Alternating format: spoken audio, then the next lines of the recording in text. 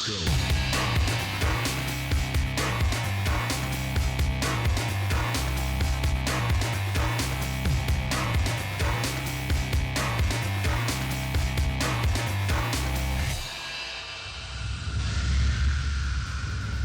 This episode, we look at some local saltwater fishing.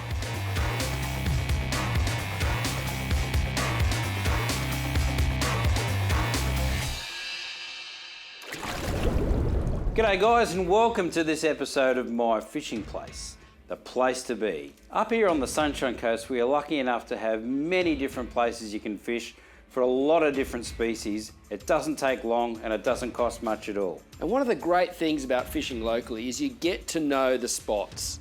Okay, so you can concentrate on maybe bream, because Keza loves bream. You know, in a particular area, you might be chasing bass, but you can get to know a little bit better where to catch fish, what to catch, because you can spend more time there. And Australia's got a massive coastline, so no matter where you live, there's a fair chance there's some saltwater, some estuary, maybe a bit of local creek fishing, and you can spend the time to get to know, to catch more fish. And you guys recently headed up to one of my favourite places, Double Island. And you got to camp on the beach, you've got a beautiful setting, but then you just get to fish off the beach and enjoy some of the fishing while you're relaxing. Now when Kez is talking about up the beach, he's talking about Noosa North Shore and the Cooloola National Park, which you cross the barge at Noosa and you can drive right up to Rainbow Beach. Obviously, you know, in the morning, I packed up the camper. We're going fishing at Double Island Point. Jackson and I got all the gear together. Woman's still awake inside. Chaos. My wife say take a banana. 5:30 in the morning, off to Double Island Point. You head up to Noosa, over the barge, you know you're about to get on the beach and have some fun. Well, I know I used to head up in an old 100 series cruiser. Darren, you got a slightly newer version, but I noticed that just the confidence a Land Cruiser brings. Big Red letting down the tyres. What do you mean? And, hey, in a cruiser, no need to let the tyres down, you reckon? No, it's cruiser, mate. Don't even put the tyres down. I was supremely confident. You could drive a two-wheel drive up there and I'll get by. Just beautiful when you drive over those dunes and you got the beautiful blue ocean. It feels like the whole world gets left behind. Yeah, it does. You're there to fish and have a good time.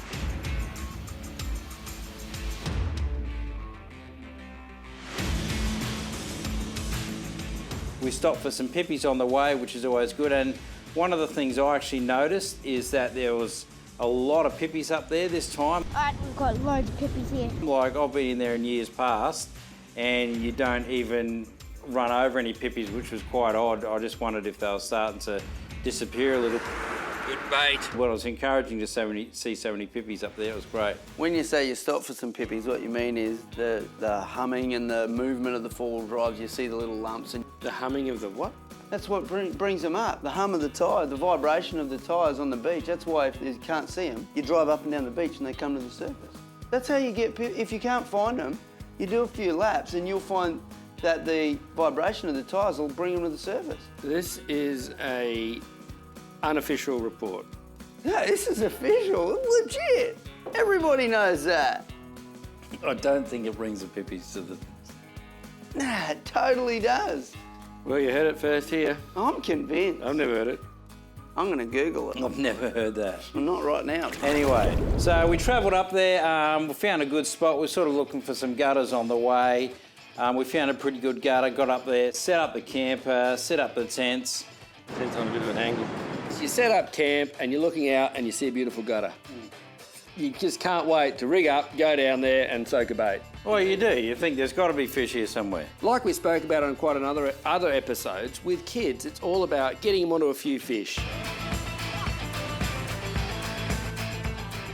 You don't have to sit there and wait for the big mulloway or dewey to come along. You can actually catch dart during the day. They're pretty much there the whole day. And a decent sized dart, wrapped up an alfoil back at night, perfect little meal. Oh, it's beautiful. Tastes like beautiful. And again, you're so right, Daz. So many times we go to locations and you've got to get lures in the right spot. You've got to have the perfect gear.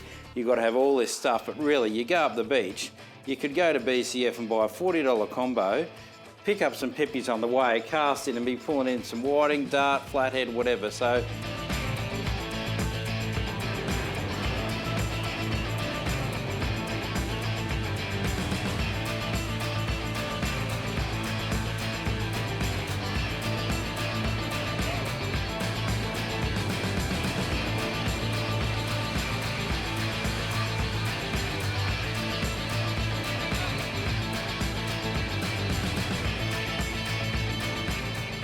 again, for those kids, it's great to get them started on things like that so they catch the fire of fishing and then they can go into bigger and better things. After the break, more local fishing.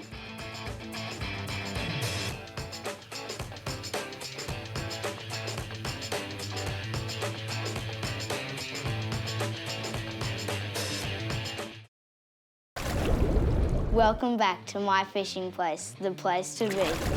Well, on this trip, I decided to take my young fella Jackson for a fish up the beach. Generally, we're chasing bass in Ewan-Matic, but we thought this time we'd go and see what we could get up the North Shore. We're just fishing at Double Island Point with my dad for his fishing show. Here we have is the beach. We're gonna catch fish, the big ones. Ready to go?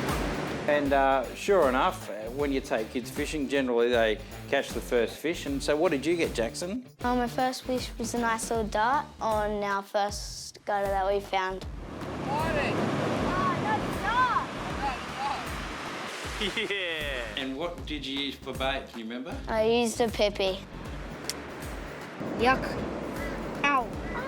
So it would be fair to say that the beach is very similar to Ewan-Matic Dam in that you always catch more fish than Big Red? Yeah. Oh, wow. And so what else did you like about fishing up the beach? It was really fun. Because we could camp and hadn't been camping for a while, so it was quite fun.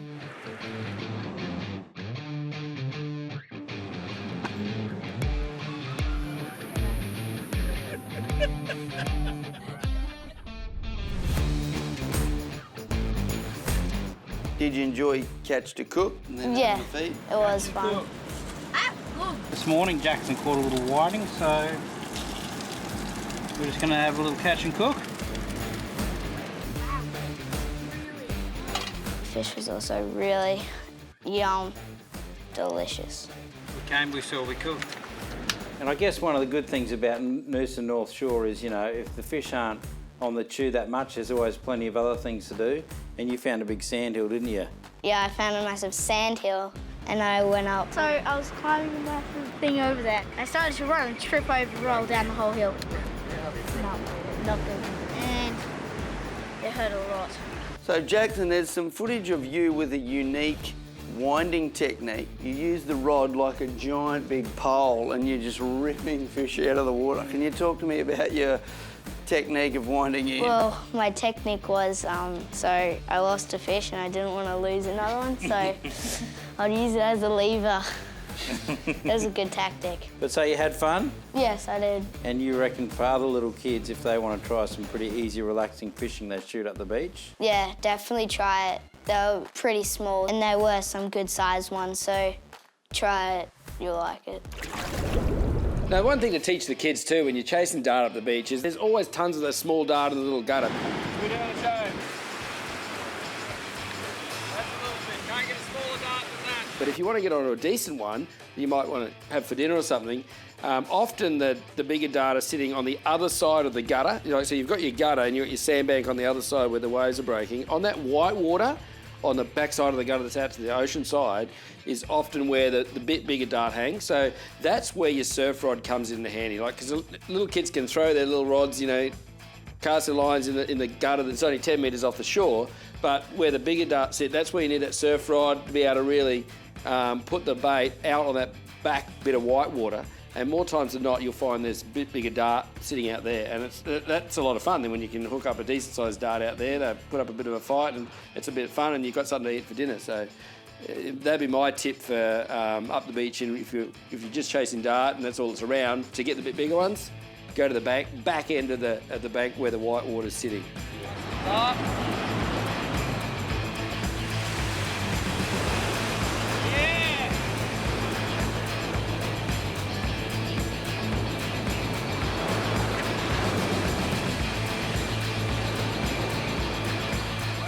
Did you use any slugs or anything outside of the pippies for bait? Yeah, at one point I tied on a slug and thought I'd try for some tail. Now I knew from reports there weren't many around, but it's always interesting to try, you know, target a species, change your tactics and see what happens.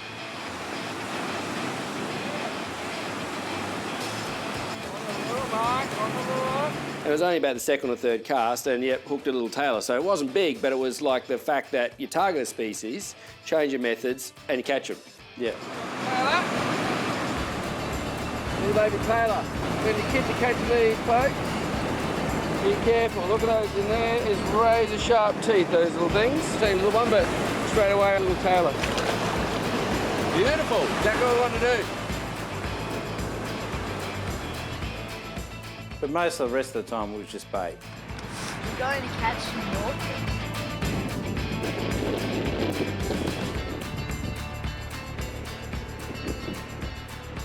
EMD no longer stands for Automatic Dam, it stands for Early Morning Darts. And I noticed that you guys are fishing and then old mate pulls in with his boat. And isn't that the versatility of local fishing? You know, you guys are catching dart and stuff off the beach. He's been out, you know, outside in his boat. Bagged out on pearlies, got some trout. And he's got some coral trout, some beautiful reefies.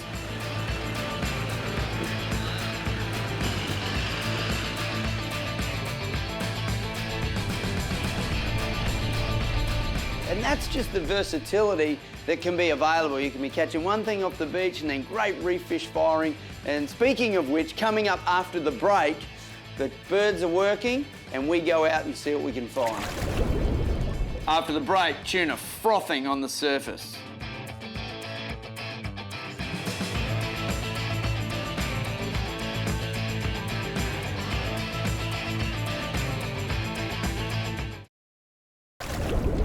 Locally, one of my favourite things to do is when you see the birds working off Mooloolaba, it's time to jump in the boat and go chase some tuna. You can turn up to like some birds work and you just see a massive amount of bust-ups of bait. And it can be anything from, you know, small mac tunas, big mac tunas, long tails, can be spotty mackerel. We've caught them all off those bait balls. And it's so much fun just pulling up and just casting a slug straight in and whining like hell and hooking up. I'll agree. I love that style of fishing. I know we've done it out the front at Mooloolaba, we've done it on Harvey Bay and other spots. You know, like you say, again, you can see the fish, you know they're there, and you're casting, whining as fast as you can, just get boom, like they can hit it from any angle and just off they go. It's great fun fishing.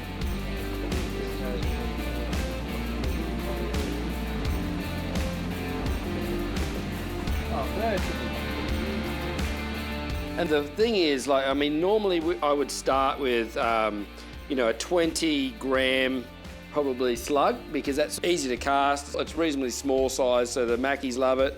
We're chasing tuna here out off Spot X.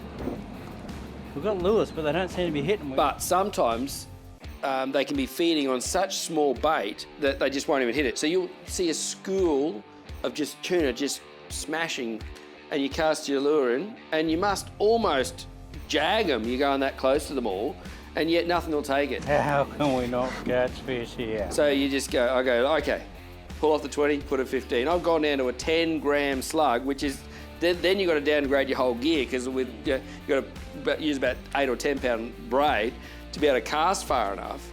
But sometimes it's just going right down to that small size to try and get the bait that they're actually feeding on. It must be feeding on the smallest of bait. And it's amazing. You wouldn't think that there's a difference between that big bait and that big a bait, but it happens on those tuna. Well, you've got to match the hatch, don't you?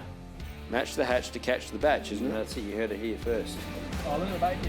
That's what they're feeding on? That's what they're feeding on. Exactly what they're feeding on. It's becoming, rather than a fishing segment, an informative session on what fish chase. Half the action too, I reckon, is, you know, especially up in Mooloolaba, you get 3 or 4 boats are sitting and there's a bait going and then it drops under it and everyone's like, okay. Then your bird's over here, everyone's off, chasing it again. So it's a thrill of the chase. It's awesome. And the good thing is, like, you know, often there's just mac tunas, which, you know, obviously they keep for a bit of bait or put back, but often there's, you know, a school of longtails, you know, and they'll be a bit slow with their slurping rather than jumping out of the water a lot often. So it pays to watch what's happening with the bait school, because sometimes you can actually pick what fish is there. Sometimes you will see the big longtail jump out and you go, holy, there's longtails, and chase that school. So the tuna will sort of sit together. And then sometimes, and I've noticed with like spotty mackerel, sometimes you just see almost like a little swirl and they're not really breaking the surface. And often that's like the spotty mackerel with a spotty mackerel in, and that's great because you get to feed a fish as well. And even sometimes off Mooloolaba, I've caught like even a small yellowfin Not often, but 2 or 3 times you've gone out there chasing, you find a school of mackies, and sometimes there's the odd yellowfin hanging around, which is really good as well. And talking about chasing tuna in that kind of setting, if you can get the kids on board, we've done beach with them and stuff, but getting them hooked up to a tuna is next level excitement on a kid's face. Yeah, It's just... I took my son Lachlan out one day, and we're chasing these. I thought they were mac tunas, and I'd caught a couple of small mac tunas, and so we're casting and casting. And I cast one, gave it to him, and said, "One." It's hooked up, and after about 5 minutes, he's going, "This is really heavy." I'm thinking, "Come on, mate, just tighten the drag up and go for it." Next thing, up beside the boat comes about a 7-kilo longtail. So really, he was pumped.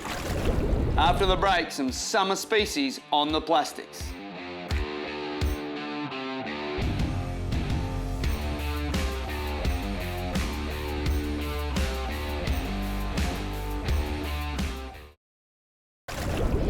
As most of the locals will know, in winter you can get some great snapper off the coast there, but in the summer months there are some different species that you can still target even with the soft plastics. Yeah, fishing with plastics on the coast has sort of really taken off in the last few years. A lot of people chasing snapper, but in those summer months there's probably not quite as many snappers, particularly on the closer reefs, but Big Red and I still headed out, and we thought we'd throw around a few soft plastics on a couple of the closer reefs towards Mooloolaba. And it doesn't have to be deep water here. I think we're in 4 to 5 metres of water. And like you say, even in summer, you can get some solid snapper, but we just thought we'll see what we get on the plastics, because it's good fun fishing, isn't it? It's not like soaking baits. You're throwing the plastic out, you're looking at currents, you're looking at the sounder to find where the fish are, so it's quite interactive fishing. And on the reef, you always catch a little bit of bycatch too. You might get a Moses perch. Oh, Moses perch. Oh. On some of those close reefs, there's plagues of pike. Good fish. Oh, pike. There you go, Dan. It was worth the 3 AM start. Spectre. Is that not safe? Yes. In fact, it can be that many. It's so painful sometimes. Like soft plastic can't get down to where the reefies are that you're chasing without the pike hitting it. I've been out there with the kids where you can catch 100 of them if you wanted to. It's Pike City.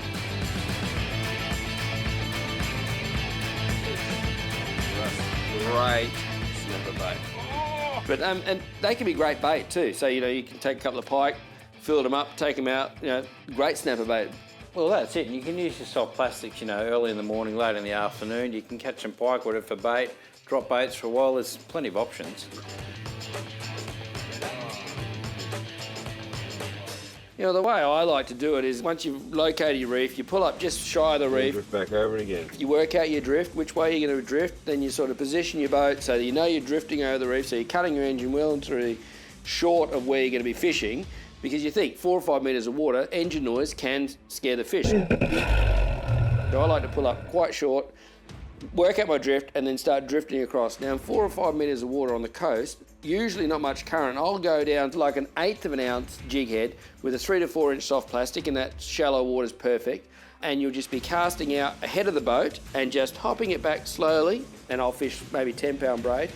And bang, you instantly feel a hit when something hits. They hit hard on that lighter gear. Woo! Another pike.